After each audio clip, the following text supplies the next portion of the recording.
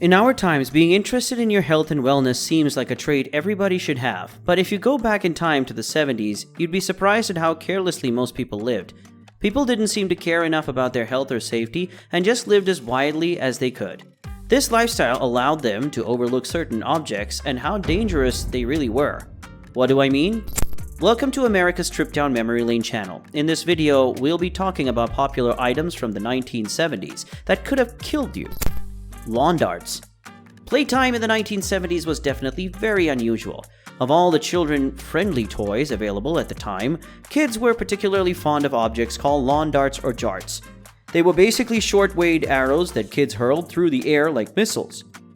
With such sharp objects in their hand, they would run after each other, and many times, these darts were targeted at someone's body parts.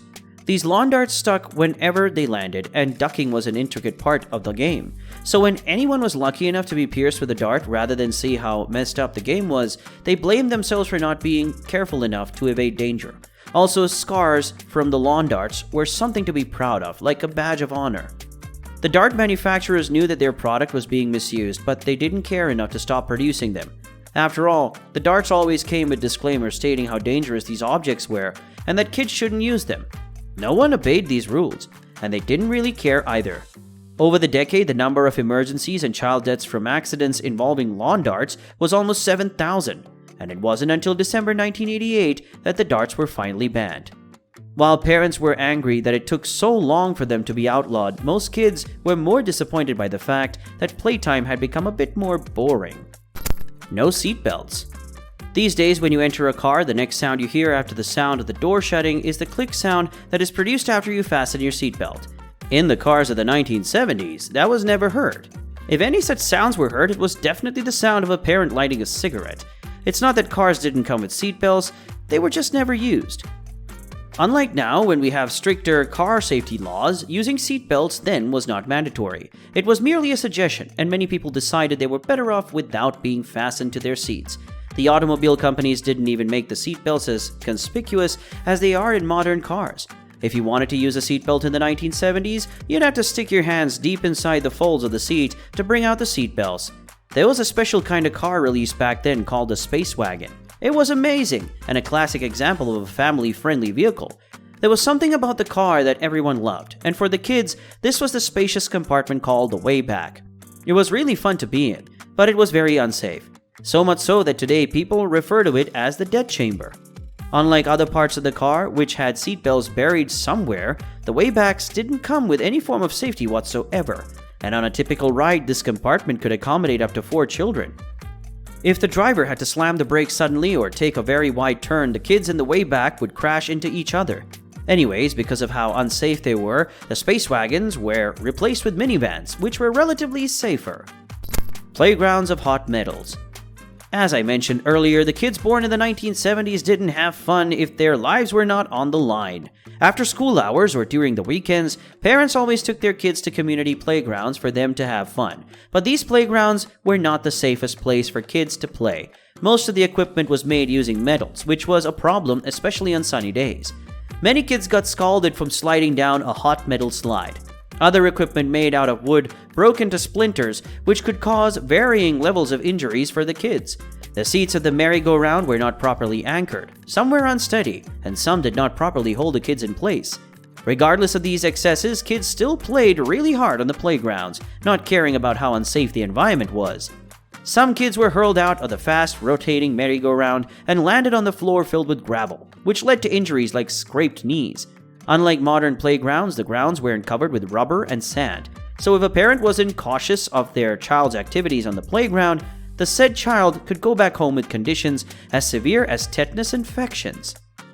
In those days, articles were written about how playing in relatively unsafe playgrounds positively impacted a child's mental development, proving once again that if there weren't scars, fun activities in the 1970s were not acknowledged. The safety of the playgrounds wasn't addressed until much later because of fear of stunting children's development.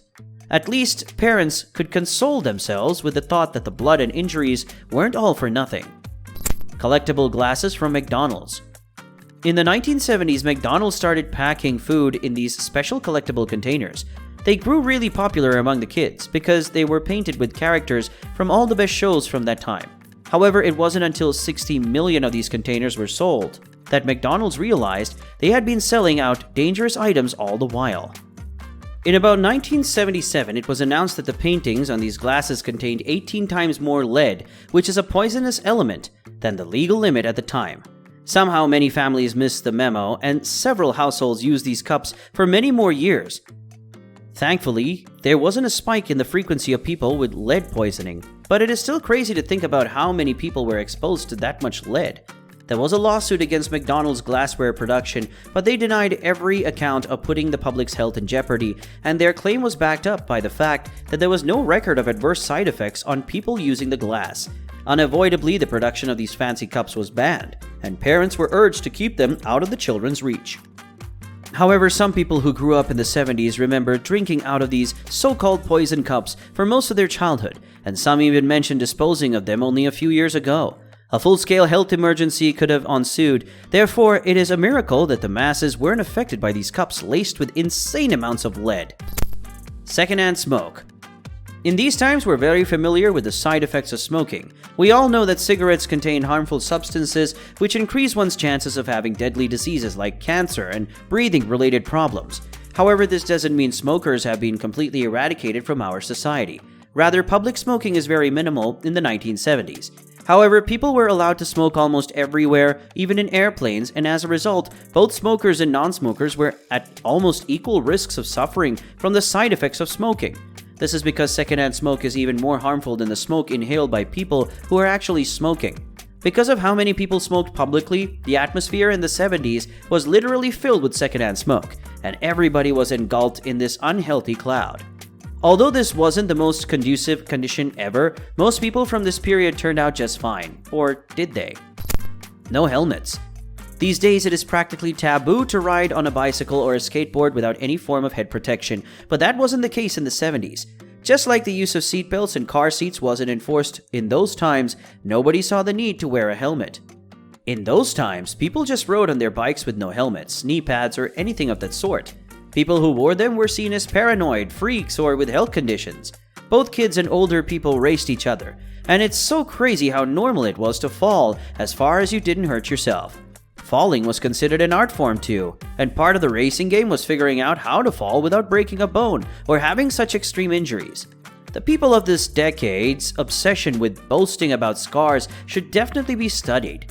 A couple of decades later, after the steady increase in the frequency of head injuries among bikers, laws were implemented which made the use of helmets mandatory. This law should have been enforced earlier, but better late than never, I guess.